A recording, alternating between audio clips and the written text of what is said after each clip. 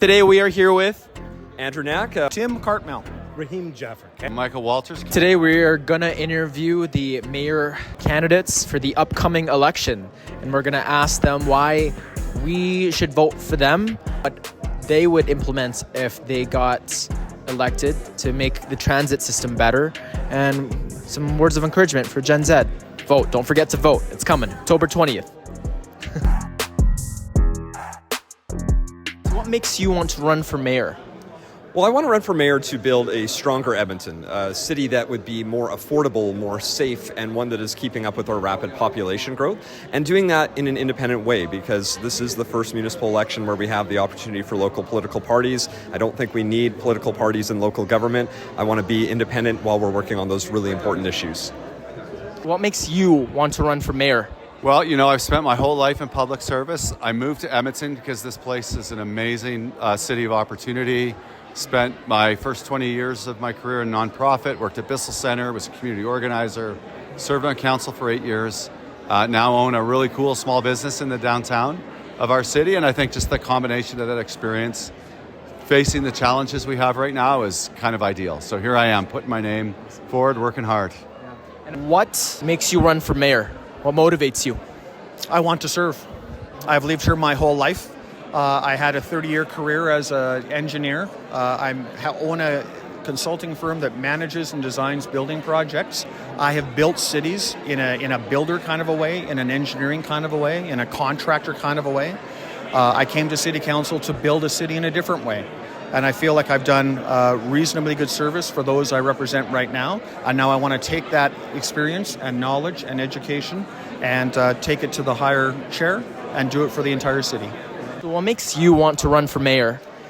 I've seen a lot of change in this city that I'm not very proud of when it comes to how safe it is, the economic opportunities for people. I have a young son. I want him to be able to find the opportunities here.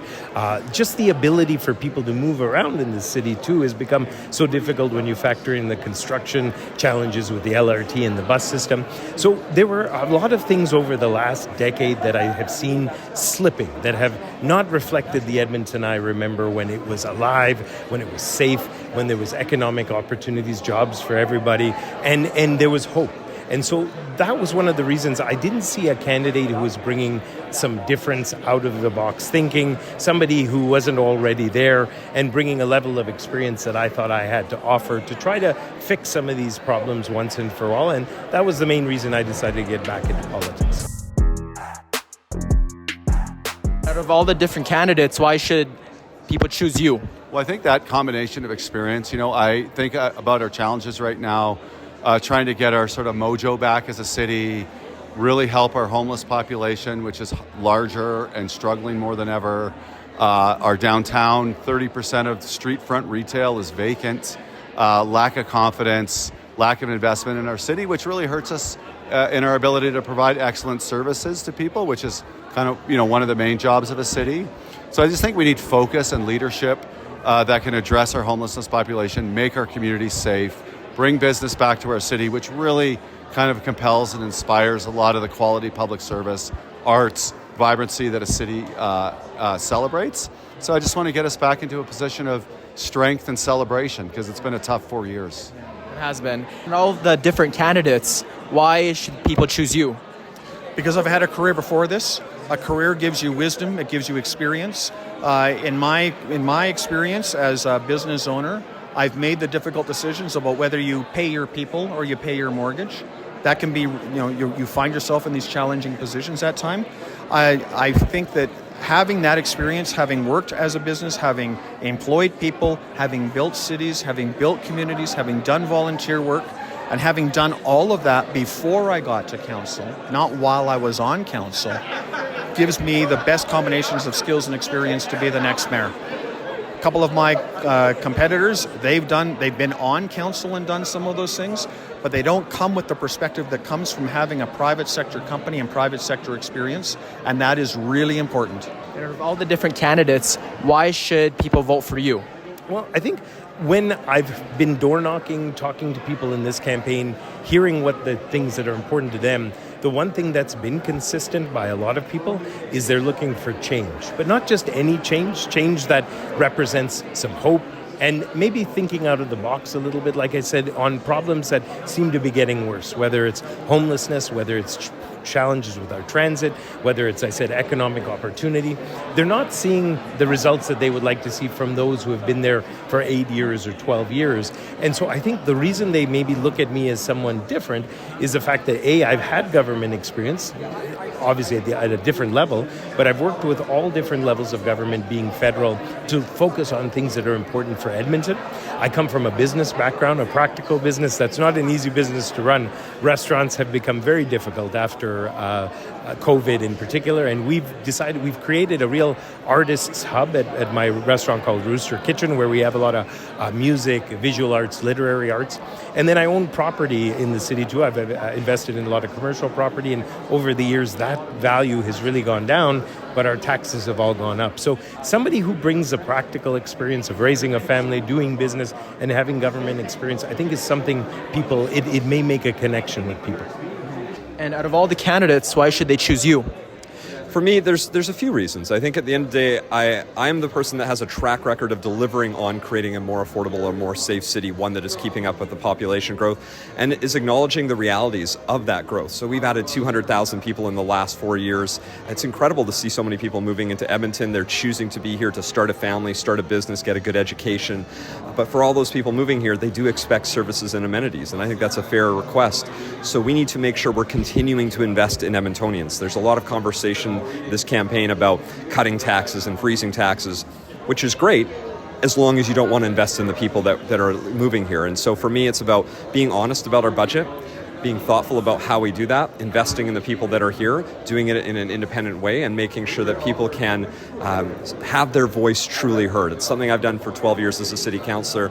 I don't wait for people to come find me. I'm always out in the community trying to engage with as many people as possible to work on those issues that are important to them.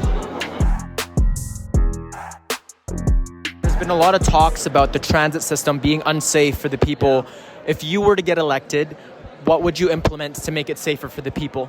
So there's a couple of things. I would implement more community policing. This is where we see police in public spaces that, first of all, act as a visible deterrent to disorderly conduct.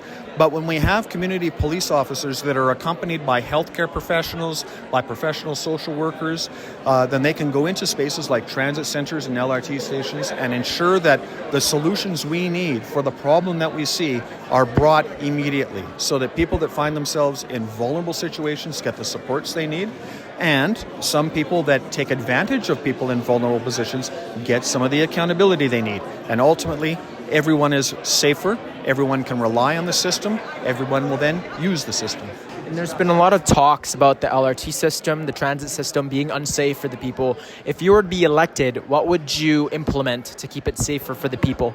Yeah, this is a big problem where we've tried to expand our LRT. We have a pretty intricate system of buses, yet we are having people who don't feel safe. The ridership keeps going down. So one of the key things that I've been proposing is we need to have some fare gates or some turnstile system around the current platforms of the LRT. So those who have subsidized passes or whatever type of transit pass that they purchase, they can get on through a barrier and know that the trains are safe. People who shouldn't be on there are not on there, because we've unfortunately seen some casualties. We've seen some violent sort of activity when people can just walk on the trains. What I'd like to do after doing that process of getting those platforms more secure is then focus on the buses to ensure that we have the proper patrolling on the buses, whether it's peace officers or transit officers. I have a woman that's been working with me. She's a single mom. She takes the bus from Capilano to White Avenue, and every day she says, 5 out of 6 days when she's traveling, something happens where she's, scared for her life, or something goes on because someone comes on who shouldn't be on there and causes a disruption and sits beside her, whatever it might be. This is the sort of thing that Edmontonians shouldn't have to face from a day to day from using their transit system. We have to allow it to be safe. We have to allow people to move back and forth. That's essential to how a city works. If it can't move its people, effortlessly around the city, your city slowly comes to a stop. You do get elected. What do you plan to implement to make it safer for students and everyone, actually? There will be a few steps. So while we have doubled the number of transit peace officers in the last couple of years, we don't have enough yet. We still need to increase it, probably another 50 or 60 transit peace officers. We need to partner up all of those peace officers with social workers, healthcare workers, so they can respond to our community that is struggling, people experiencing homelessness, people struggling with mental health and addictions. And then we actually need to build housing for those folks. We need to stop waiting on the provincial government to act on mental health and addictions, and we need to take the leadership role. So I propose not waiting for the province anymore, taking the money we're already spending managing this crisis, and instead using it to actually solve this crisis. And there's been a lot of talks of the LRT system or the transit system being tough for the people. If you were elected, what would you implement to keep it safer for the people? So I think you need tone from the top that says transit needs to be 100% safe, and that's the expectation of the mayor of Edmonton. We certainly need a day shelter space and many day shelter spaces throughout our city. Right now you have people struggling who use transit as sort of refuge or a place to be, like they use the public library or the fronts of major businesses downtown. That's really creating that feeling of unease and unwellness in our downtown community, and frankly all over Edmonton. I think what we need is places for people to go, people to be, police officers working with transit peace officers, working with our social agency outreach workers to take people to a place so they can get connected to the services they need. And like many other cities in the world, we need attendance and we need business and commerce and small entrepreneurs in our LRT stations, because more eyes, ears, feet, vibrancy are just going to make those healthier spaces for everybody. There's been a lot of depression and anxiety increasing among the Gen Z. What are some encouragement or words of wisdom that you'd offer to the people in the next generation? Well, I would say have hope. Sometimes things can happen that surprise a lot of people. I was first elected to federal parliament as a refugee family coming here in the early 70s. I was elected to the Canadian Parliament at 25 years old, which is kind of crazy when you think about it, but it can happen. And as I said, I think with the right focus, the right leadership, Edmonton can be back to that powerhouse that creates endless opportunities for those who want to find high-paying jobs, open or start their own business, create alliances with others, and the ability to work together. My whole message about politics is that we need to do a better job for our voters to work together regardless of our political stripe. In business, you learned that lesson. When I was an MP before, I used to do that more effectively. We need to do that sort of thing to create opportunities for the future. Otherwise, we're really putting our future in a disadvantage. But I have hope. That's one of the reasons I got back involved. I know my son is, as many people I met tonight, the students are the future. They're smart. They've got great ideas. We just have to facilitate an environment for them to succeed, and they'll do. Thank you so much for your time. Yeah, it's a pleasure. Thanks for the interview. Thank you so much. Higher rates of depression and anxiety. What would you tell the next generation? Well, I hope I look at this city and I have so much hope and so much optimism. I mentioned that 200,000 people have moved here, and you don't uproot your life and move to a city that you don't think you have a future in. And so I hope everyone here in Edmonton, especially those who are post-secondary students, younger Edmontonians, know that there is so much potential here. There is so much opportunity. There are so many great things already happening. We absolutely have work to do. We need to create more community spaces and connection points so that younger Edmontonians can come together and actually be together with one another. But as well, I think our job, and my job as mayor, is to make sure I'm out in the community talking about these issues, not shying away from these conversations. If people don't feel connected, what are we doing to get out into the community to provide those opportunities? Don't just rely on everyone else to solve those problems. Let's us step up, take leadership, and make sure more young people feel that they have a place, they have a home, that they are included, and that they're welcome to be a part of the city. Thank you so much, Andrew. Well, it's my pleasure. Thanks for having me. Yeah. There's been a rise of depression and anxiety amongst the younger generation. What would you tell them, the Gen Z? Well, man, just stay engaged, and then I think you'll be more hopeful. I think it is a tough world. I'm raising Gen Z boys right now who look at the world, and it's uncertain. Climate change has sort of taken a backseat to lots of other issues, but it doesn't mean it's any less important. Inequality is growing, and you see that inequality affecting sort of divisions in politics, when really a lot of people on the right and the left are struggling with a lot of the same issues. And I think I'm hopeful that there's a point where we start to come together, be less politically divisive. And my advice to young people is don't go to the edges, kind of stay close to each other. Even though you may disagree on stuff, because we're all in this together, and we can't draw battle lines. Thank you so much for your time. I appreciate it. Yeah. Thank you so much. There's been a rise of depression and anxiety amongst Gen Z. What do you have to say for them for encouragement? Well, I want to see Edmonton become a place of hope. When I was your age, I had hope, right? I met a girl, we started a family, we had our family here, we started our business here, we built our home here, and there was never a time in our lives where we didn't have hope, that we didn't have excitement, that we didn't anticipate an ever better future. And I think we've lost that, and I want to see us get that back. So we need to make our cities safer. We need to make it more inviting. We need to make it a place that anyone can find themselves. We need to make it a place where you can start a business or find a job in the career that you want to pursue, which means giving our business community comfort and confidence that we're going to get safety under control and get taxes under control, so that when you get to that place where you're looking for a job or looking to start a business and start a family, Edmonton is the place you want to do it. That's my goal, is to get our hope back. Thank you so much. Did you get that? Right, so that is a wrap up for today. Vote for whoever you want to vote for. And if it's true to you, do your research, do your due diligence.